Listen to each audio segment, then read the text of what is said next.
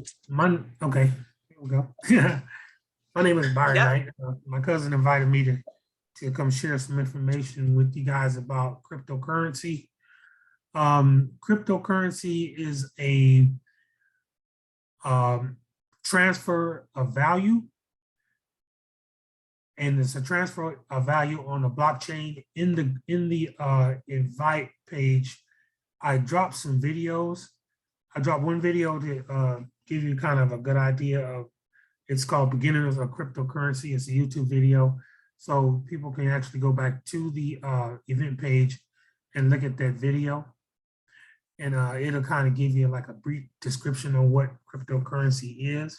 Bitcoin is like the well-known name. Some folks might know about Dogecoin. Some folks might know about Ethereum, Litecoin, XRP. These are all alternate coins that I'm speaking of. Bitcoin is like the first and the one that pretty much controls the market. It's a decentralized asset. I call it an asset because it's folks call it digital gold, but it's a stored value that's held on the blockchain. The blockchain technology is where when a transaction is made, the transaction is made from one person to another, so it's peer to peer.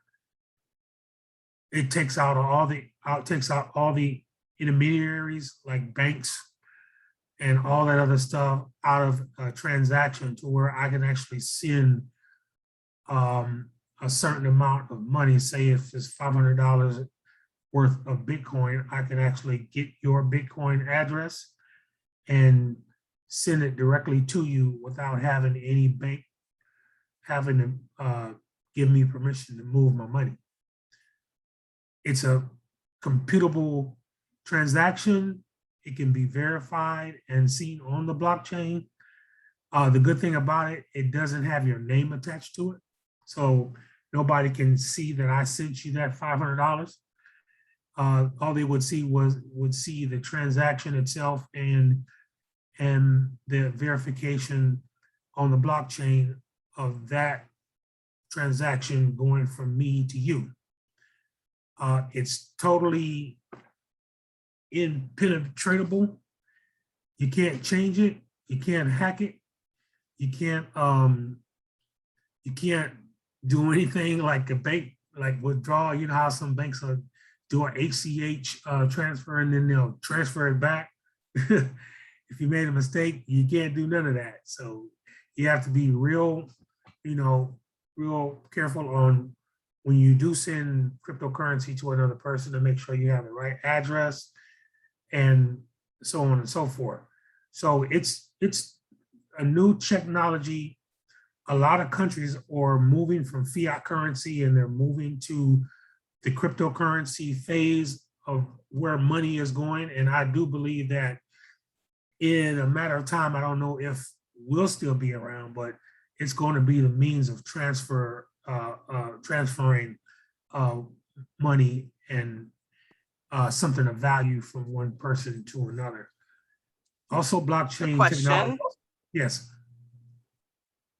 So I've heard of people talking about mining Bitcoins or mining cryptocurrency. Can you speak to what they mean by mining?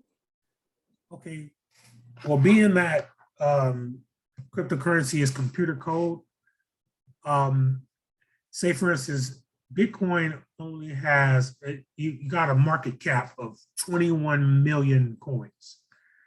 So that's how Bitcoin is valued. Now, once that 21 million coins are all dispersed, that means that value will go up because you can't make any more, unlike the dollar. So how to get the Bitcoin is that we actually have to go to the miners. And what the miners do is that they pull the Bitcoin out of the computer code and have it available on exchanges for you to purchase. So once the miners mine all the Bitcoin that there is to mine, I think right now it's like about 83% of 21 million coins. So once they mine it all up, then the value is going to be way higher than it is now. And it'll pretty much just be peer to peer. So in order to extract the Bitcoin, it has to be mined through computer technology. And they have mining rigs and mining complexes where they have thousands of computers that are actually mining the Bitcoin. You can also mine too with a laptop. Oh, really? Okay. I'll have to look into that. Thank you. And there's also altcoins that are available. One is called Helium that I'm actually looking at right now, and I'm waiting on the miner to come to me. So once I get everything full in my hands, then I'll be able to share how that works. And it's pretty much mining the helium, and they're paying you to mine it, and it's creating like a internet interface. So that's the case use for that particular altcoin. Now, there's a lot of, besides Bitcoin, Bitcoin, they say doesn't have a case use, but it does. It's a store of value. It's a transfer of wealth, of transfer of money from me to you to anybody. You can buy a car with it. You can go to Walmart with Bitcoin. You can go to Kentucky Fried Chicken and buy chicken with Bitcoin. There's Bitcoin ATMs. I mean, its use is widespread, and it's growing each and every day. And also, So I have yes, go ahead.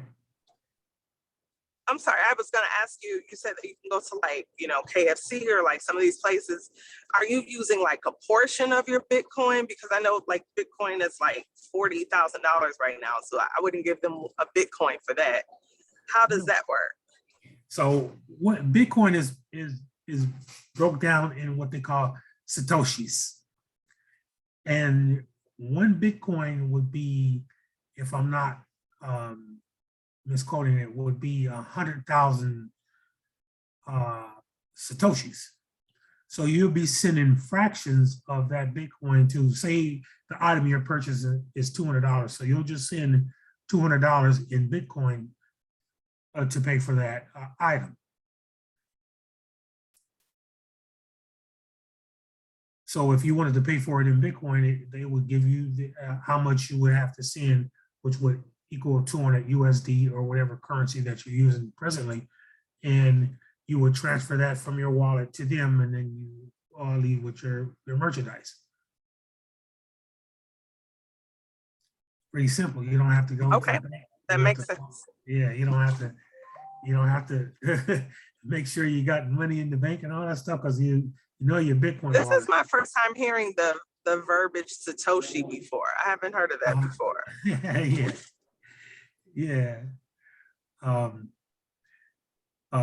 Yeah. So there's many ways you can purchase Bitcoin and the altcoins like Ethereum, XRP, Tron, the different type of coins that are available, because there's a lot of different case uses for a lot of different altcoins, because they have smart contracts that they actually build on the ledger that give you the ability to actually make money and also stake. So say for instance with the Clever app, Clever is the decentralized wallet, because Bitcoin is a decentralized asset, meaning that is nobody control it, it's controlled by the people. So a decentralized wallet, nobody owns it but you. You have your own private keys to the wallet. Can nobody take your money? Can nobody hack your wallet unless you give them your private keys? So you have these other wallets that are like Coinbase. You may have heard of that. You may have heard of Uphold. You may have heard of Robinhood. You may have heard of some of Yes. these different type of wallets, but all those are custodial wallets. They actually hold your cryptocurrency and you don't own it. You just have it stored in their exchanges. But with the Clever wallet and the Trust wallet as well, you actually set up your own private wallet. And once you collect your keys and set up your wallet, then you have the ability to actually store your cryptocurrency in your private wallet where nobody can touch it unless you send it out. And you also can buy what they call is a ledger, a nano ledger, or there's several other cold wallets that you can actually transfer your cryptocurrency to like a hard drive and store it there and take it off the exchange and just put it in a safe somewhere and you have it. There's one gentleman who actually has 21 million Bitcoin on a hard drive that he lost his keys and he can't get into it. So you got to keep your keys. Oh my God. Yeah, he's got one more There's try. no way to get into it. No, he's got one more try. And if he fails the last try with the wrong passcode, he's going to lose it all.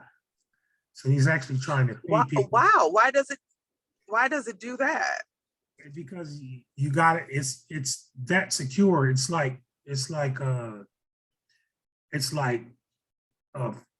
Fort Knox security or Pentagon type of security in your wallet to where if you don't have the right code to get into it, you're not going to be able to get into it. So you got to keep your keys. Oh, wow. Your keys, your crypto. Where do you store that? What's the safest way to store that? Oh, the ultimate safe way to store it would be in a cold wallet. We call it cold storage. I actually just store mine right now on my exchange in the Clever wallet and also in the Trust wallet because I own the private keys to those wallets. Now, say so I lose my phone or something like that, or the servers goes down. Once it goes back up, and if I have to go back and get my wallet, as long as I have my private keys to my wallet, I can get back into the wallet. All I have to do is just download the app, enter my private keys, and my wallet will pop up right where it left off at.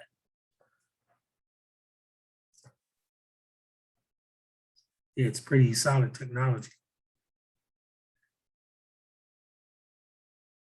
Yep. So with the Clever app, you're able to buy quite a few different cryptocurrencies.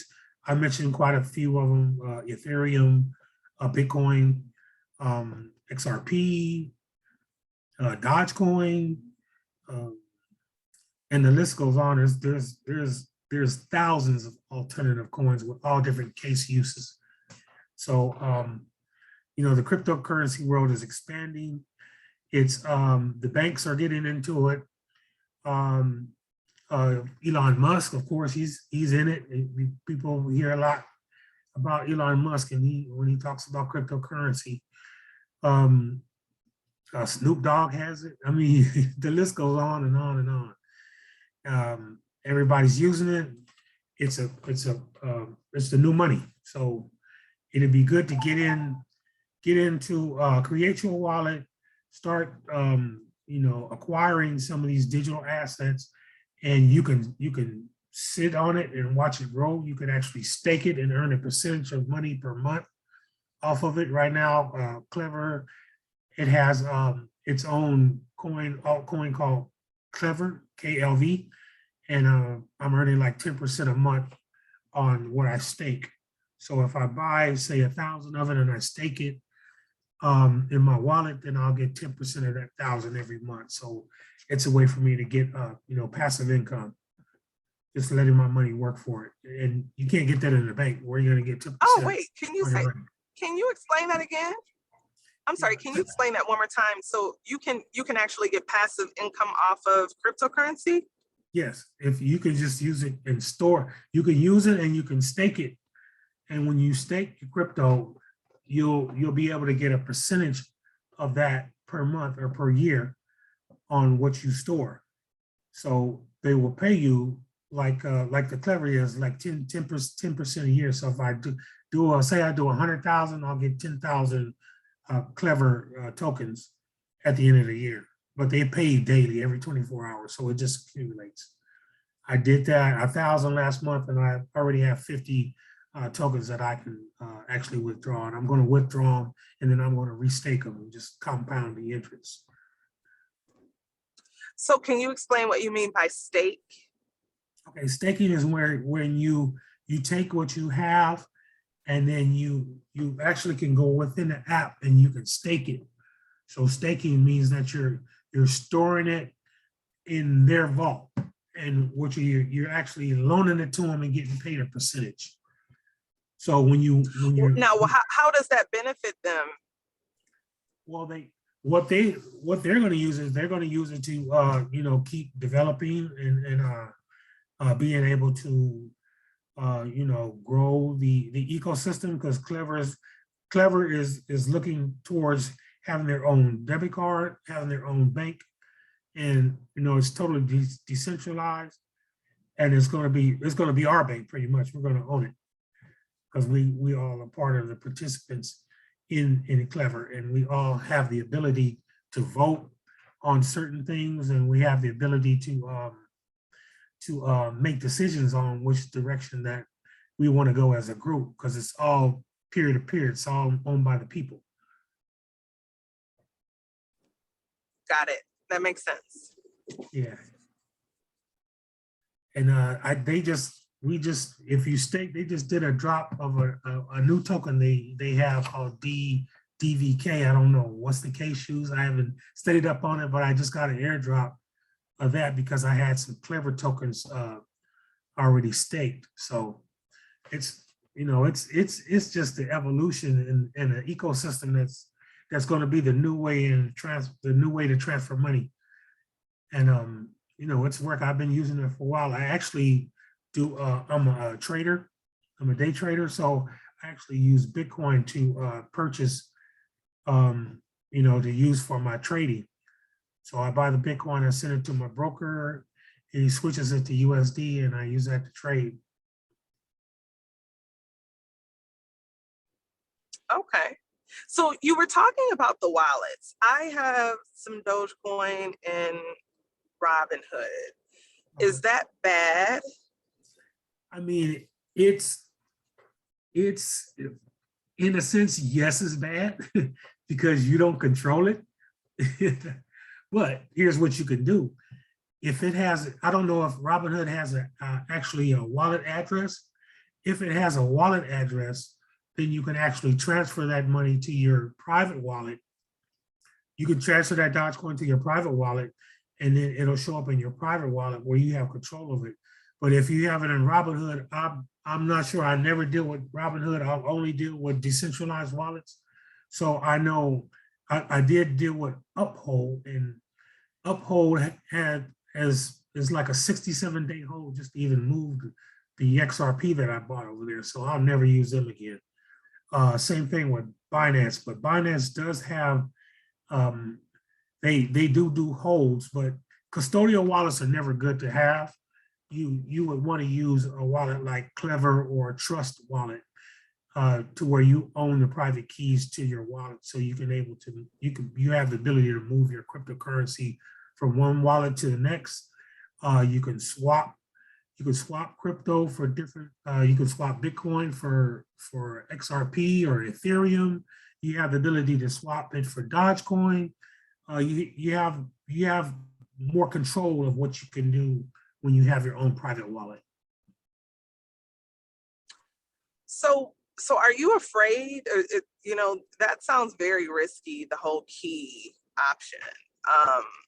Are you like afraid of, and when I say afraid, I don't mean like, shaking in your boots or anything, but are you afraid of actually losing your keys? No, because one thing, I never store them on my phone, but I'll store them somewhere I'll say, for instance, I'll store it somewhere on a zip drive, and then I'll put it in a safe, and then I'll back up and I'll write it down, and then I'll put that in another place where I know I could find it, or I could put it anywhere. I could put it on a CD-ROM drive if I want to. So I store my keys where I can find them. So if, for instance, I lose my phone, I can just go ahead and get my wallet back. So, okay, so one other thing, it sounds to me like cryptocurrency is reserved for tech people. You know, it can be really intimidating. I know I was having trouble setting up, you know, one of those wallets. Mhm. What would you say to somebody who's not very tech savvy when it comes to the prospect of cryptocurrency?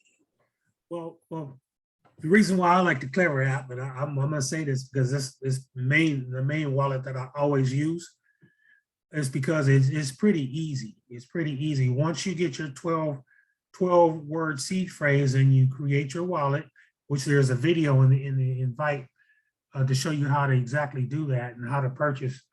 Um, Once you do that, you just go to whatever cryptocurrency you want to buy. You'll click on it, you'll click buy, you enter your card information, it'll send it to the blockchain and it'll show up in your wallet. It's real simple. Okay. And did you put the link in the event section, or did you drop that for us? I could actually drop it in the chat, but I did put the link in the event section. Let me see if I can drop it in the chat. Oh, the event section is fine. I'm driving, so I wouldn't be able to see it anyway. Thank you. Okay, I'll just drop it in the chat for others who just may have joined.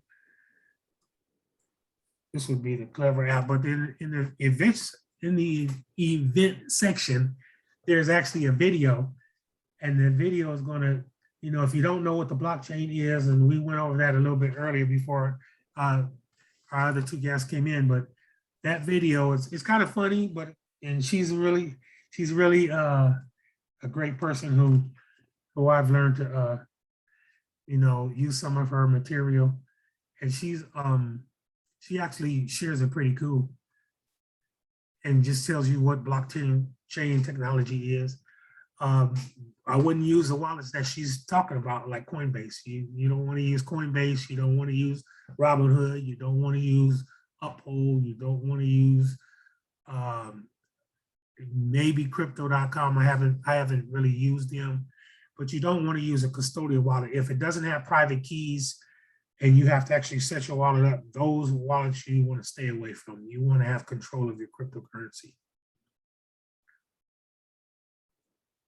Okay, and I'm sorry, I did not realize that others had joined. Like I said, I'm driving, but I see that we do have some other participants. Did anyone else have any questions? I just wanted to make sure that I asked like all of the FAQs, but if you all have some actual questions, feel free to jump in.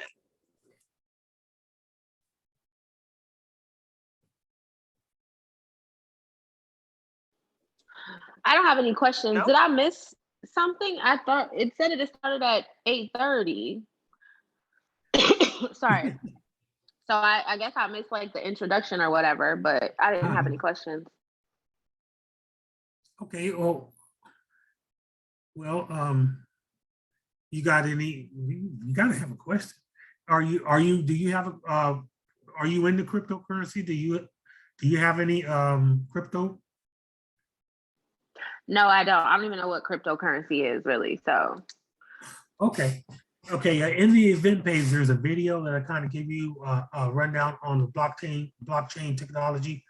But what I can tell you, just off the dribble, this cryptocurrency is a digital asset of stored value, which it can be transferred from one person to another.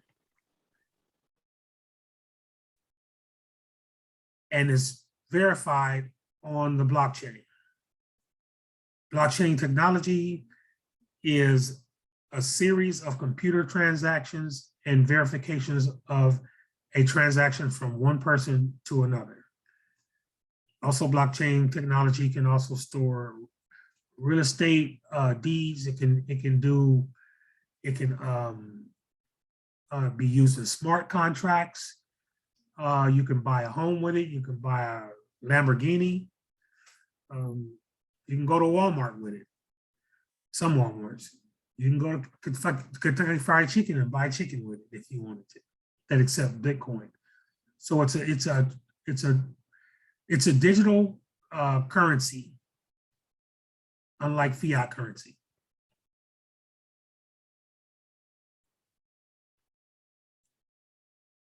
But the video will help you out if you watch that video. It's a pretty entertaining, and she gives you a pretty brief rundown on what it is and what it does. And I like it. Okay, perfect. Thank you so much. You're welcome. Now, you guys, if you have any questions anytime, you can always send me a friend request and DM me, ask any questions you like. Hopefully we can. I have a question for you. So I tried to set up one of the wallets, and I know you said that they're supposed to be like really secure. And why do they ask for like driver's license, or identification when you're setting those up? That's been tripping me up a lot. So I was just curious about that. Some wallets, most custodial wallets will want you, they call it KYC, and they want you to identify that you are who you are. And you may have to go through that when you first make a transaction. I'm not sure if Clever did that with me when I first opened up the wallet. I don't think Clever does that.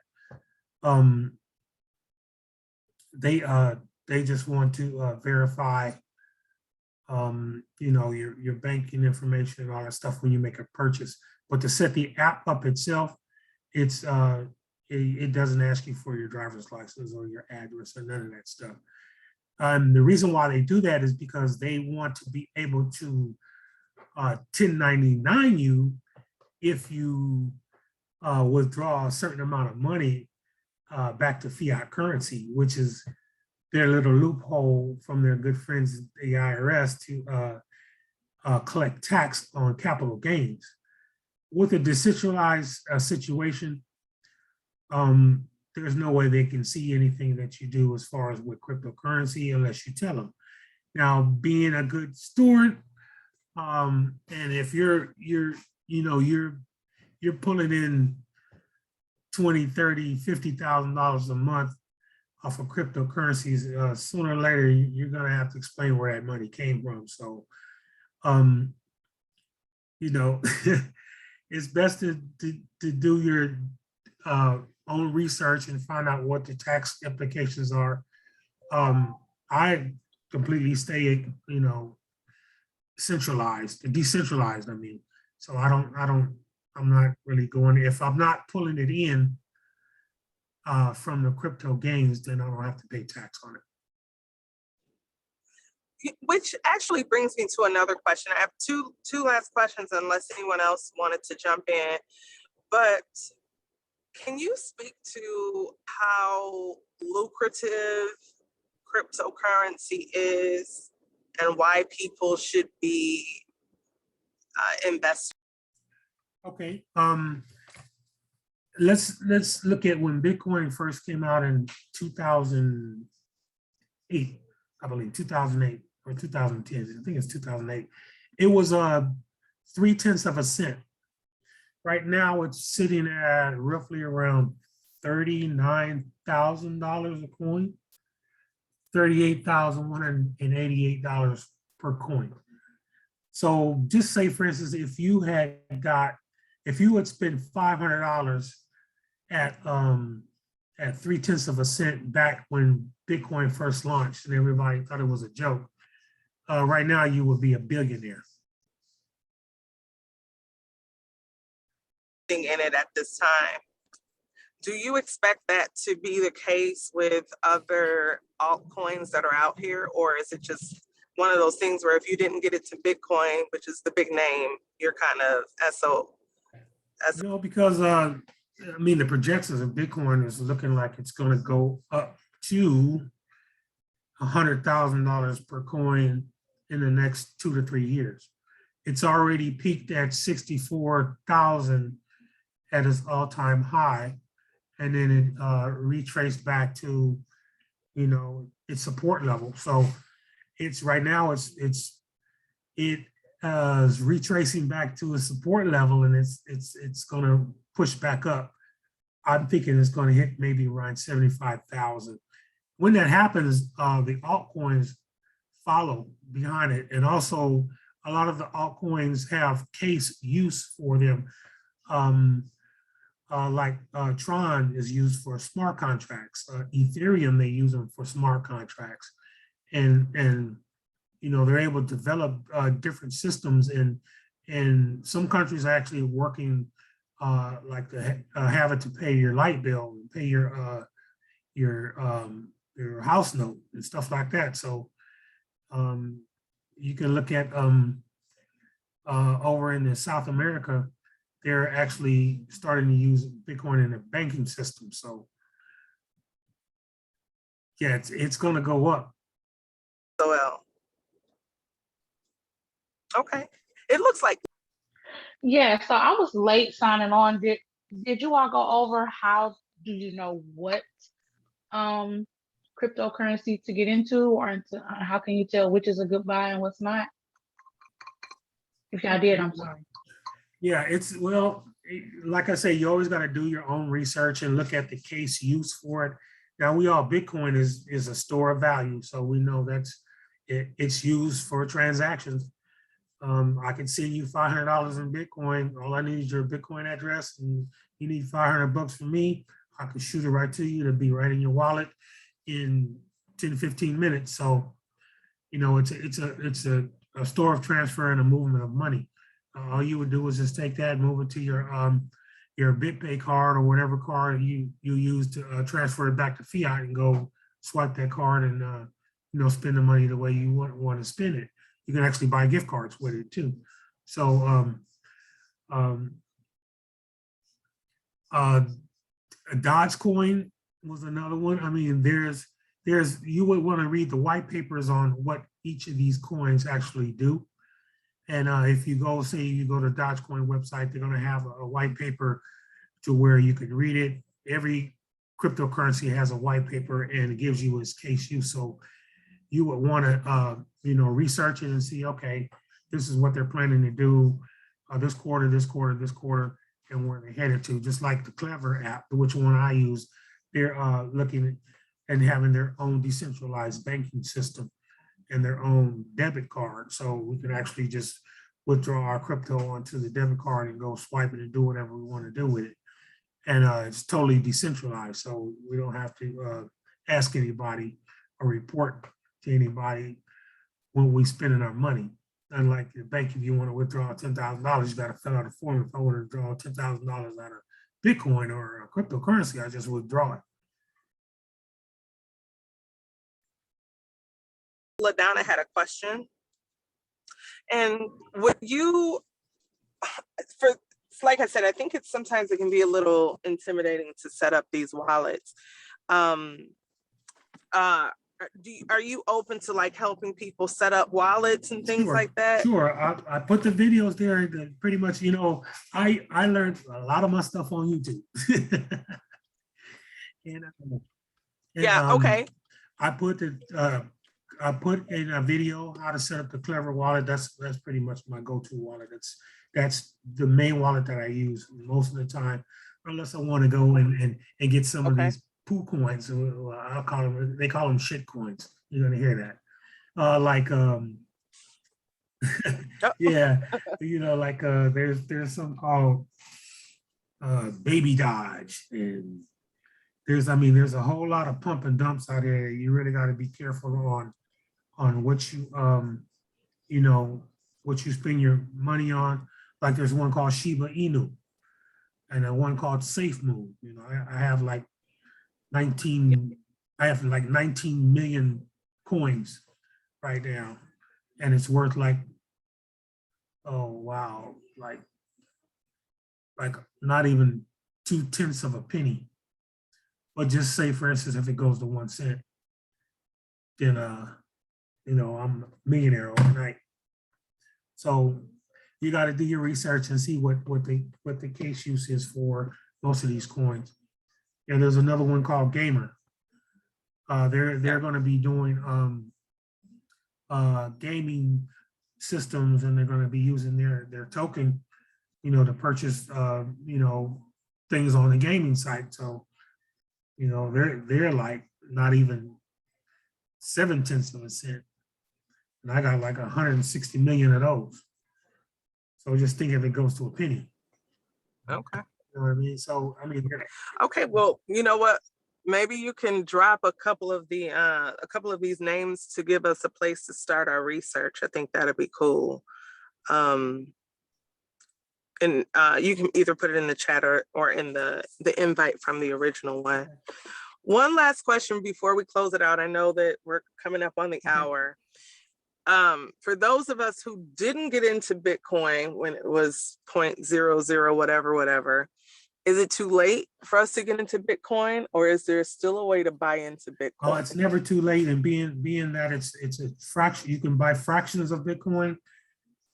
I myself would every paycheck I would $50, $50, and just let it accumulate. Okay. And right now it's at 38, and just think when it does hit $75,000 a coin, you just 25% on your money real quick. You know what I mean? So it's never too Right. late. And I mean, like I said, there's 21 million coins, and they're like 83% of it mined already. So once they get the rest of that mined, and it's just like peer to peer, and the value is going to increase because the top dog is going to have to say on what is, the market's going to be driven by the supply. Unlike the dollar, you can just keep printing more. Can't make no more Bitcoin. So each token and each coin has a market cap. So that's, you want to look at the market cap and see where it is. There's the coin codex. I'll drop some in the chat where you can go to some of these sites and just go up there, and they'll give you a list of all the cryptocurrencies that are available, that are out. It's a couple of thousand, and you can actually see the values of those, and then you can go to the white paper and read the case use of what they're going to do, what their potential is, what they're looking to do. And it's the sky's the limit with cryptocurrency.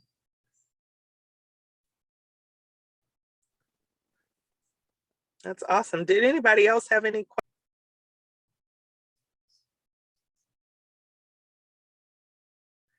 questions? No questions for me.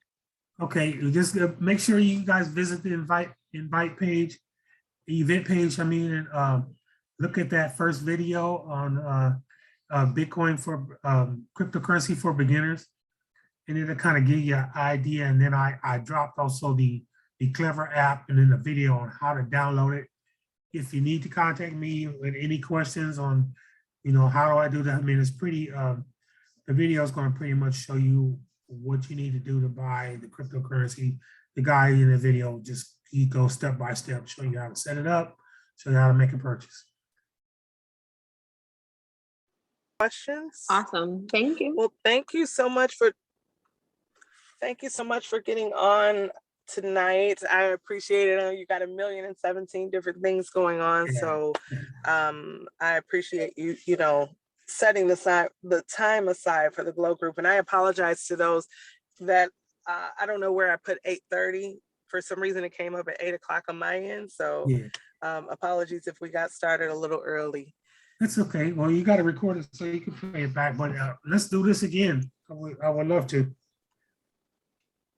Okay, awesome. Well, we got more questions. So if y'all have any questions, Byron is in the group. This is my blood cousin. So feel free to reach out, ask, any questions, and if there's anything I can do to help, obviously y'all can reach out to me as well. But thank you. I'm going to go ahead and close it out. Thank you so much, Byron. And I'll see you around. All right. Everybody have a great evening. You too. Bye-bye, everyone. Bye.